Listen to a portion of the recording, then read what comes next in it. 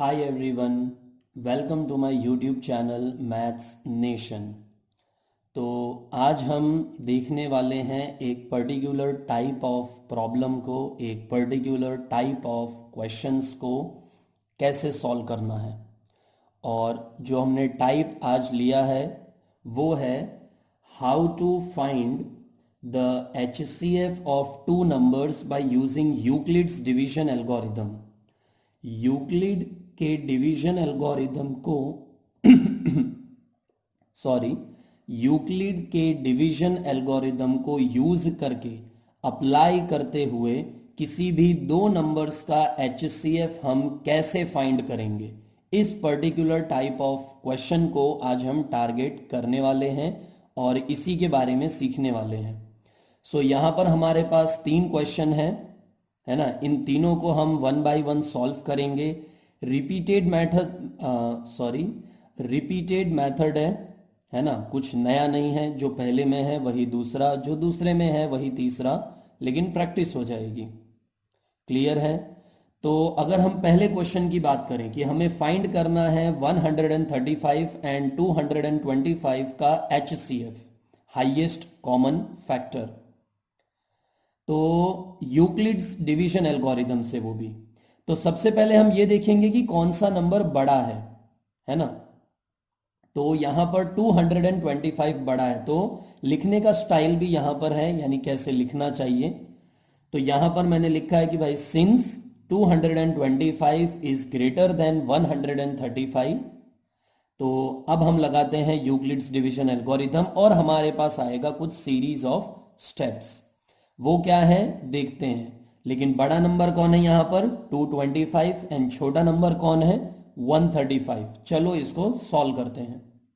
Okay, तो यहां पर जो बड़ा नंबर था वो था 225 और जो छोटा नंबर था वो था 135। तो एक्चुअली बड़े नंबर को हम अंदर रखेंगे और छोटे नंबर को हम बाहर रखेंगे और उसे डिवाइड करेंगे। इसीलिए पहले हमने ये देखा कि बड़ा कौन सा है, छोटा कौन सा है। नॉर्मल डिवीजन है, जैसे आज तक 9th स्टैंडर्ड तक आप करते आ रहे थे कि बड़े नंबर को अंदर रखना है, छोटे नंबर को बाहर रखना है।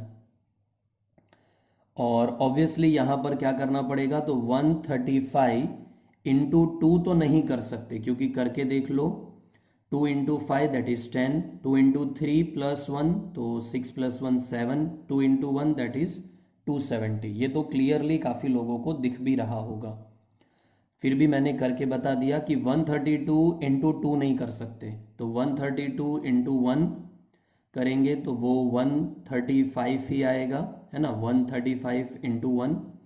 अब इसे सब्ट्रैक्ट करो, 5 माइनस 5 0 एंड 2 का हो जाएगा 12, ये 2 का हो जाएगा 1, 12 में से 3 जाएगा तो 90।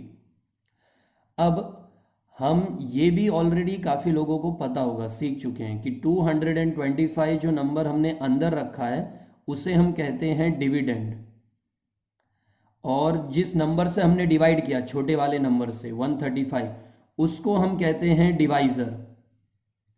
फिर 1 से मल्टीप्लाई किया तो वो है हमारा कोशंट, और 90 हमारा माइनस करके आंसर आया तो वो है हमारा रिमाइंडर। ठीक है।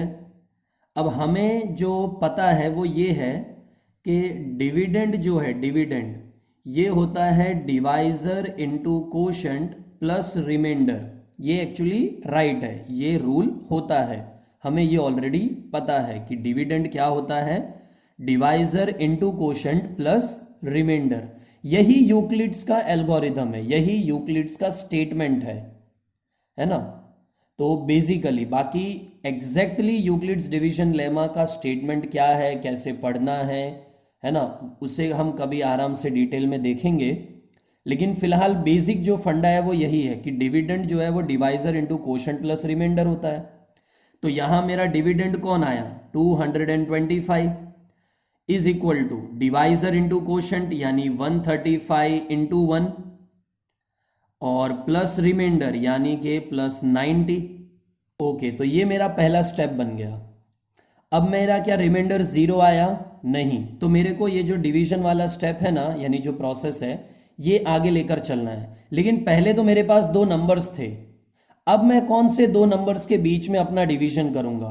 तो ये भी एक रूल ही है ना, जो हमारा डिवाइजर होता है वो और जो हमारा रिमाइंडर होता है, इन दोनों को ही अब आगे लेकर हम बढ़ेंगे जब तक कि हमारा रिमाइंडर ज़ीरो नहीं आ जाता।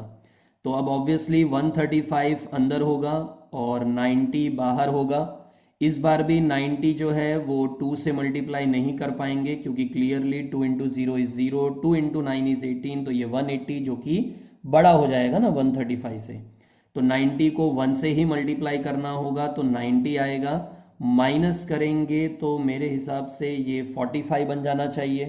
तो इस बार डिविडेंड कौन है? डिविडेंड इस बार कौन है? 135। 135 is equal to divisor into quotient, यानी कि 90 इंटू 1 प्लस हमारा रिमाइंडर यानी कि 45। फिर से हमारा रिमाइंडर जो है वो ज़ीरो नहीं आया, तो वापस से हम क्या करेंगे, हमारे डिवाइजर को और रिमाइंडर को, इन दोनों नंबर्स पर अब हम अपना प्रोसेस आगे कंटिन्यू रखेंगे। सो इस बार 90 अंदर रहेगा क्योंकि वो बड़ा नंबर है, 45 बाहर रहेगा क्योंकि वो छोटा है। 45 को 2 से मल्टीप्लाई करो, 90 आएगा और रिमाइंडर आ गया 0। फिर से डिविडेंड कौन है? तो ये है डिविडेंड, यानी 90 is equal to divisor into quotient, that is 45 into 2, और प्लस रिमाइंडर, तो वो इस बार है हमारा 0। क्या हमारा रिमाइंडर 0 आ गया? यस। तो अब हमें रुक जाना है, अब हमें आगे नहीं जाना है। और ये जो हमारा लास्ट स्टेप है, इसमें हमारा डिवाइजर क्या आया? 45। तो यही है हमारा हाईएस्ट कॉमन फैक्टर HCF। ठीक है, देख सकते हो वही चीज मैंने यहां पर भी लिखा है, ये रहा, देख सकते हो है कि नहीं? ये 2 स्टेप जो बताए थे, फिर ये 3 स्टेप, और हमने लिखा कि भाई लास्ट स्टेप में हमारा डिवाइजर 45 है। सो HCF ऑफ 225 एंड 135, ये शॉर्ट में और सिंबॉलिक फॉर्म में रिप्रेजेंट करने का तरीका है। क्या पढ़ेंगे इसे? हाईएस्ट कॉमन फैक्टर, यानी कि HCF ऑफ 225 एंड 135, ये आ जाएगा 45। ऐसे ही हमारा जो दूसरा क्वेश्चन है, देखो क्या है, 196 एंड 38,220 का हाईएस्ट कॉमन फैक्टर निकालना है। तो चलिए निकालते हैं उसको भी। ओके, तो इस बार क्लियरली जो बड़ा नंबर है वो है 38,220, और जो छोटा नंबर है वो है 196। बड़ा नंबर अंदर, छोटा नंबर बाहर, और डिवीजन करना है। यही है यूक्लिड्स डिवीजन एल्गोरिथम। अब यहाँ पर एक तो तुम ट्रेडिशनल मेथड फॉलो कर सकते हो कि यहाँ 3 डिजिट है तो तुम पहले 3 डिजिट को लेकर चलो, लेकिन मैं यहाँ पर लगाने वाला हूँ एक शॉर्टकट। 196 को अगर देखो तो क्या ये लगभग लगभग 200 के आसपास है ना? ये लगभग लगभग 200 के आसपास है। और 38,220, तो एक राउंड फिगर अगर मैं देखूं तो ये लगभग लगभग जो है वो 40,000 के पास है, आसपास। तो यानी मैं क्या करूंगा कि 200 के आसपास जो मेरा नंबर है, इसे वापस से 200 के आसपास किसी नंबर से अगर मैं मल्टीप्लाई करूं, है ना, 200 के लगभग आसपास जो नंबर है उसे वापस से 200 के आसपास किसी नंबर से मल्टीप्लाई करूं, तो लगभग लगभग मेरा आंसर 40,000 के आसपास आएगा। ये शॉर्टकट मैं लगाने वाला हूं जो क्लियरली दिख रहा है, राउंड फिगर से एकदम क्लियर है वो। अब सोचने वाली बात यह है कि क्या मैं 196 को मल्टीप्लाई किससे करूं? क्या सीधा 200 से कर दूं?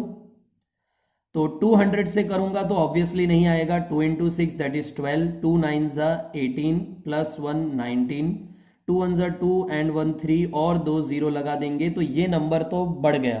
तो 200 से तो ऑब्वियसली नहीं कर सकते, वैसे भी दिख रहा है कि यहाँ पर 2 जीरोज है ना, तो मल्टीप्लाई करके, और हमें लाना तो एक ही ज़ीरो है या उससे छोटा नंबर लाना है। तो चलो वैसे भी मैंने मल्टीप्लाई करके देख लिया। अब मैं क्या 196 को 199 से करूं तो मेरा आंसर आएगा, या मैं 196 को 198 से करूं, तो मेरा आंसर आएगा, या मैं 196 को 197 से करूं, 196 से करूं, तो देखो मेरा यूनिट डिजिट 0 आना चाहिए। इससे क्लियरली पता चल रहा है 9 इंटू 6 करोगे तो ये 54 देगा, 8 इंटू 6 तो ये 48, 7 इंटू 6 तो ये यहाँ पर आ जाएगा 42। यानी हर बार जो हमारा यूनिट डिजिट है ये 0 नहीं आ रहा है ना। काफ़ी लोगों को अभी तक पता चल गया होगा, वो है 196 को मल्टीप्लाई करना होगा 195 से, बिकॉज 5 इंटू 6 देगा 30, तो इसका यूनिट डिजिट 0 है, तो इसीलिए मैं क्या करूंगा 196 को मल्टीप्लाई करूंगा 195 से, है ना।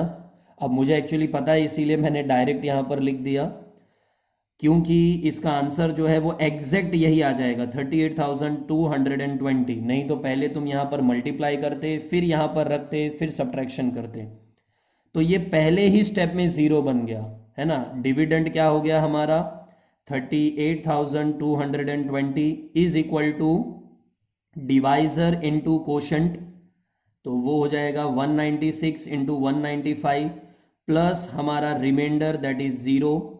तो ये एक ही स्टेप है और फाइनल स्टेप है कि नहीं। लास्ट यही है, फर्स्ट भी यही है। हमारा रिमाइंडर 0 आ गया, हमें रुक जाना है। तो ये जो हमारा लास्ट और फर्स्ट कह लो जो भी, उसमें हमारा डिवाइजर क्या आया 196, तो हमारा HCF भी जो है वो 196 ही होगा, यहाँ पर लिखा है देख सकते हो, है ना। और इसका लिंक मैं डिस्क्रिप्शन में दे दूंगा, आप वहाँ से डाउनलोड कर सकते हो, PDF मिल जाएगा। ये देखो सेम मेथड है, एक ही स्टेप में ख़त्म हो गया, है कि नहीं। वापस से एक और क्वेश्चन लेते हैं, बस प्रैक्टिस के लिए, है ना। मेथड तो वही का वही है, और वो क्वेश्चन है 867 एंड 255 के बीच में हमें ये करना है और HCF निकालना है। ओके, तो यहाँ पर हमारा जो बड़ा नंबर है क्लियरली वो है 867, और इसको हम डिवाइड करेंगे छोटे नंबर से यानी कि 255। इनका HCF निकालने का पहला स्टेप। ये नंबर 200 के आसपास है, ये नंबर 800 के आसपास है, तो सबसे पहला ट्राई जो है मैं ऑब्वियसली 4 से करूँगा, है ना, क्योंकि 200 को 4 से करोगे तो 800 के आसपास आएगा। 4 into 5 20, 4 into 5 20 plus 2 22, 4 into 2 8 plus 2 10। नहीं, तो ये तो काफ़ी आगे बढ़ गया, हमें चाहिए 867, लेकिन यहाँ पर आ गया 1020, तो ये तो नहीं चलेगा। कोई बात नहीं, तो 3 से करके देख लेते हैं।